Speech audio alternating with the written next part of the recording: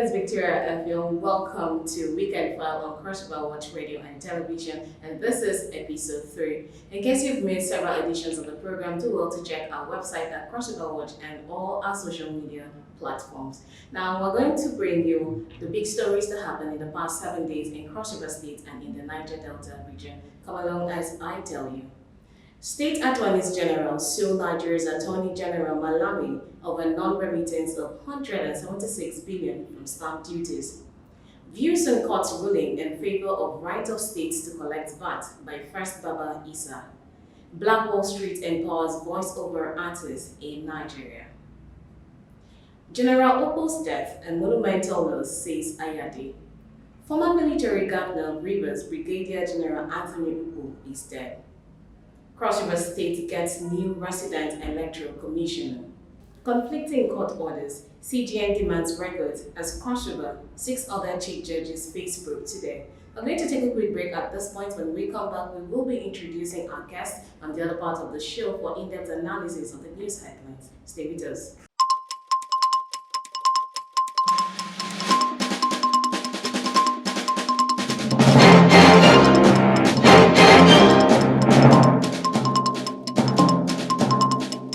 Welcome back to Weekend File, your one-stop shop for all the big stories you may have missed within the week. Now, seated in our studio is our guest for this week, Comrade Amawu. He is a journalist, he is a political affairs commentator, he is the host of the program The Verdict on FAD 93.1 FM, and guess what? He is the editor-in-chief of Epistle News. Welcome to the program, Mr. Amawu. Yeah, Vicky, it's my pleasure having me here. Thanks so very much. Okay, so it's been an exciting week in Cross River State and the whole of Nigeria. And I think one acronym everyone learned during the week was VAT. So let's talk about the VAT issue. We have on the headline, on court ruling in favor of right of states to collect VAT by First Baba Issa. Yes, I think one of the best things that is beginning to happen to our polity is the issue of this VAT. And I want the federal government to see this as an opportunity to right the wrongs. In a federating unit, the states have the powers for VAT, for issues concerning VAT.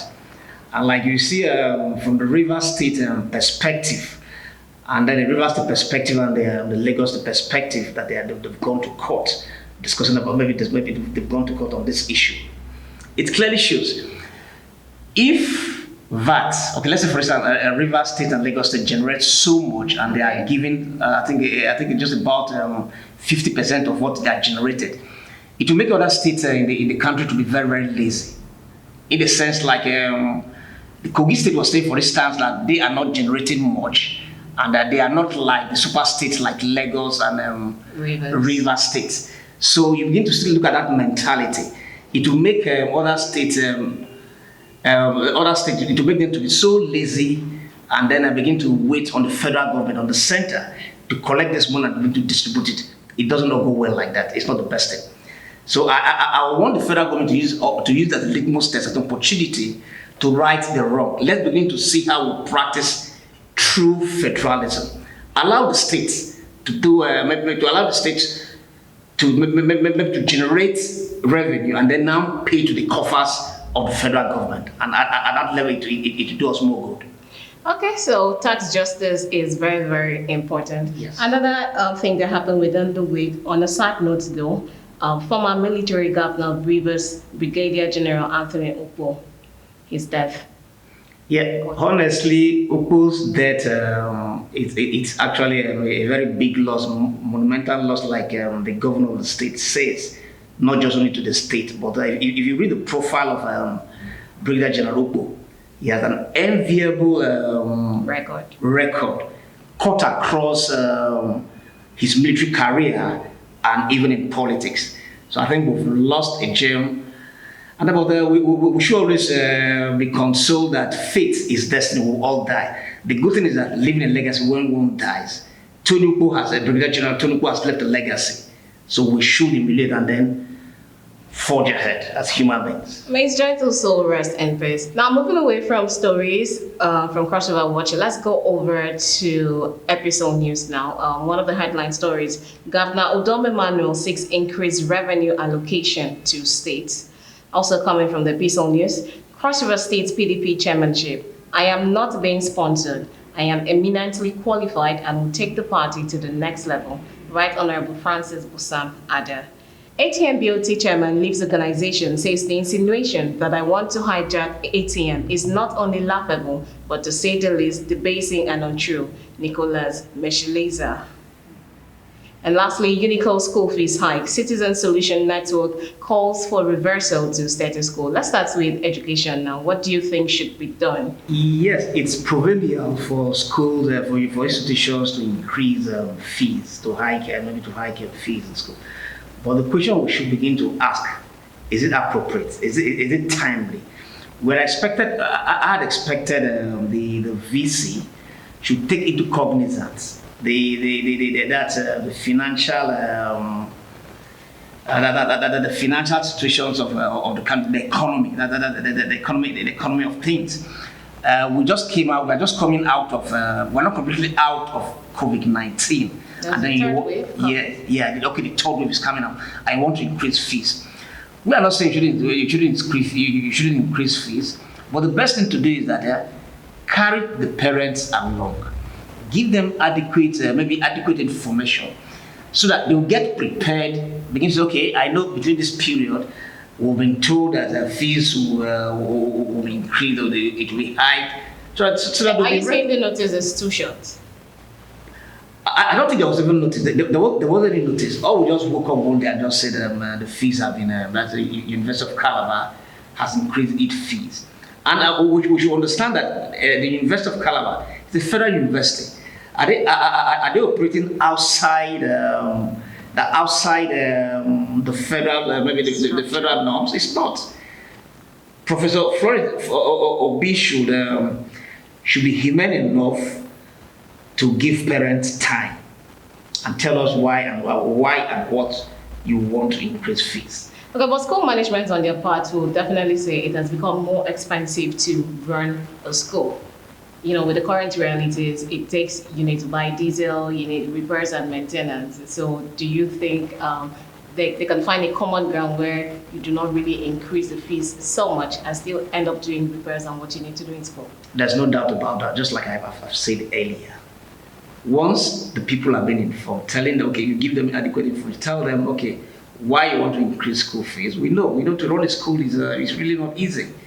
So just give them adequate information, give them time so that they'll get prepared.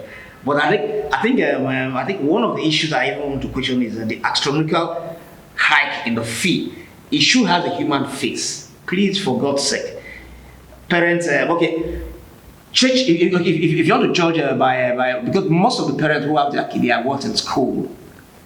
Their salaries are almost like being fixed.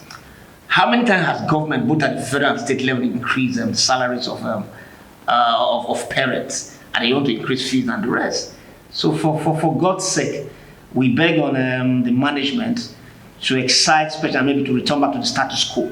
We are not saying they shouldn't increase school fees, but at the appropriate time, this is not the appropriate time to increase the fees in the school. Okay, so away from education now, let's talk about politics. I know you love politics. Yeah, sure. One of the headlines, Cross River State PDP chairmanship. I am not being sponsored. I am eminently qualified and will take the party to the next level. This is coming from Right Honorable Francis Busam Ada. Now, looking at 2023 election in perspective in Cross River State, do you see PDP, coming out to do the needful? Yes, you see, their house in order, and the good thing about 2023 in Cross River State is it's not going to be an Uhuru. There's not going to be maybe an easy tax winning all. Just walk into elections and then you can begin to sweep all. Though it's not going to be like that. That's a very, very good thing.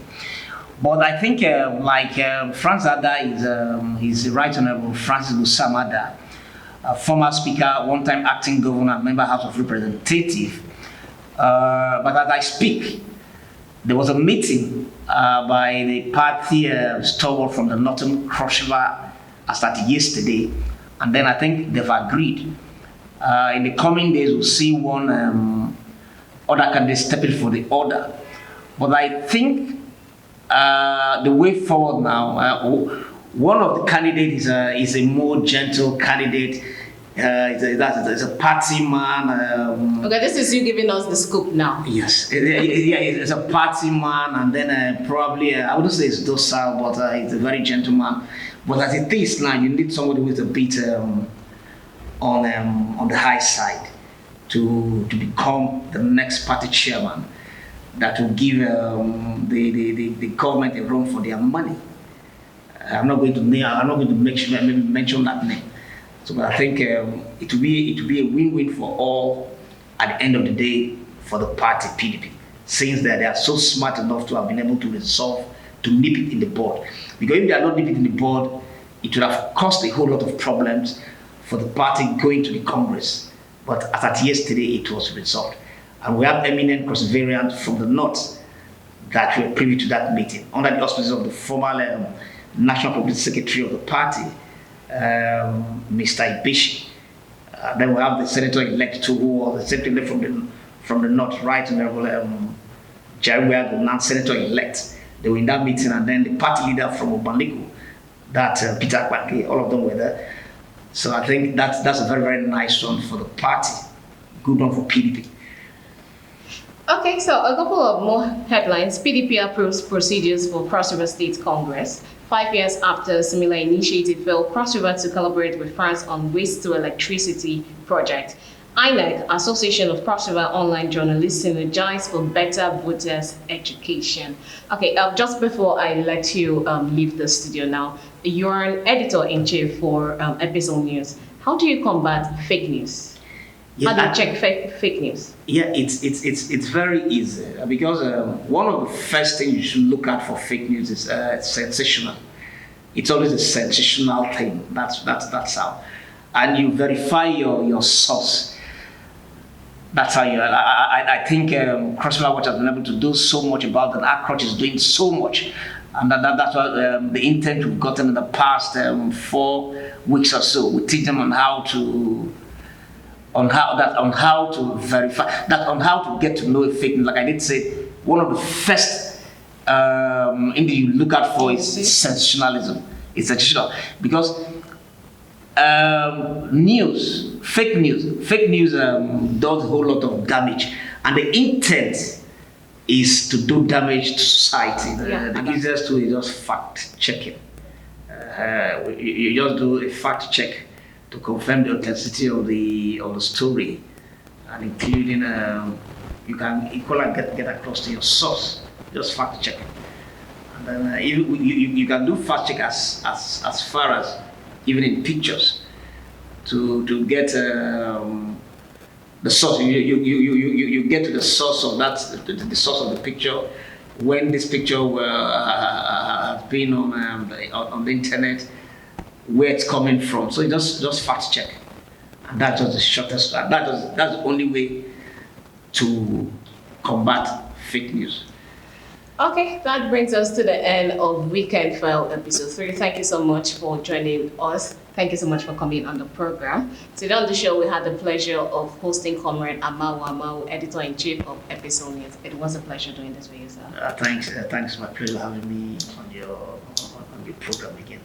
Okay, like I always say, do remember to download the CrossRiverWatch News app for a better news experience, and of course check our website for trending stories, the biggest headlines, and follow us on all social media platforms. Next week will be episode 4. For now, my name is Victoria Efio. Have an amazing week ahead.